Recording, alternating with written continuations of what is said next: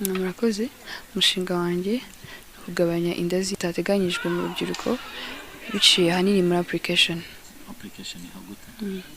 application yanjye nzakora application ya buri mukobwa wese uzajya downloadinga hariho aho bazajya baganira ibibazo bahura nabyo muri societe abana ama ideas baganira like sisters tukazaba dufite saving account uzadushyira amafaranga yacu bitewe n'ukuntu wifite iyo saving account ikintu izajya idufasha ni ukuhanga imirimo bitewe na talents tukazajya dushaka scholarships tugashaka aba sponsors n'ibindi byinshi murakoze.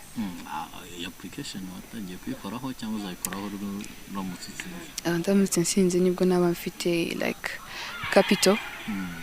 Udatsinze projet yabipfuye niba numva neza? Oya ntabwo yabipfuye kuko nkuko tubizi organization in Rwanda badukanga